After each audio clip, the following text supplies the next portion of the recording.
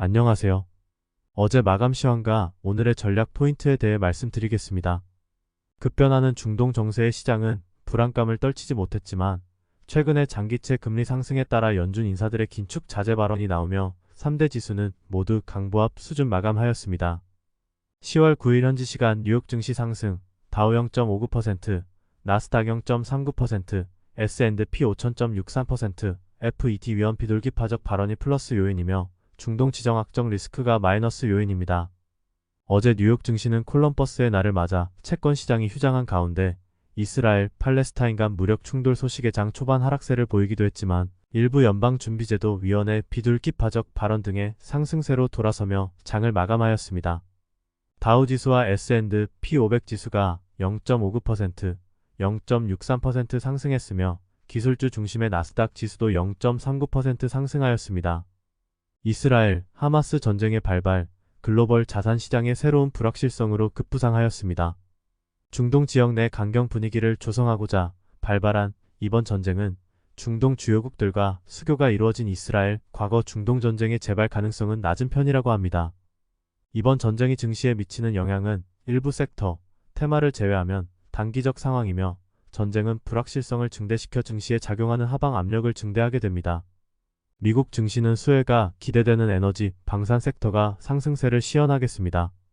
이스라엘, 팔레스타인 전쟁으로 원자재 가격 변동성이 확대될 것으로 예상합니다. 원유보다는 천연가스 가격 상승세가 가파른 모습이며 중동 전쟁 및 분쟁 진행 당시 유가는 평균 10일간 상승 이후 완만한 되돌림을 주었습니다. 미 이란 핵 융합의 복원 가능성도 멀어지며 중기적 유가 상방 요인되고 있습니다. 금 가격 상승폭은 제한적일 전망입니다. 또 하나의 달러 강세 명분입니다. 그동안 글로벌 금융시장은 악재만을 반영해왔죠. 그러나 이번에는 비농가 취업자 수 서프라이즈를 극복하고 실업률 3.8% 정체 앤드 예상치 상회했으며 임금 상승률 둔화 등 긍정적인 변화를 반영하며 미국 증시는 분위기 반전에 성공했습니다. 주식시장이 충분히 조정받은 만큼 악재보다 호재의 무게감이 커지고 있다는 판단입니다. 이번 주에는 미국 CPI 12일 21시 30분 이하 한국 시간화 중국 수출입지표, 물가지표 13일에 주목합니다. 미국 통화정책 컨센서스와 채권금리 등락과 함께 중국 경기에 대한 투자자들의 생각에 영향을 줄 수 있기 때문이죠. 미국 9월 CPI는 전년 대비 3.6% 상승하며 3개월 만에 둔화 8월 3.7% 될 가능성이 높습니다. 코 CPI는 4.1%까지 둔화될 것으로 보입니다. 현재 컨센서스와 부합하는 결과만으로도 물가 상승 압력이 진정되고 있음을 보여줄 전망입니다.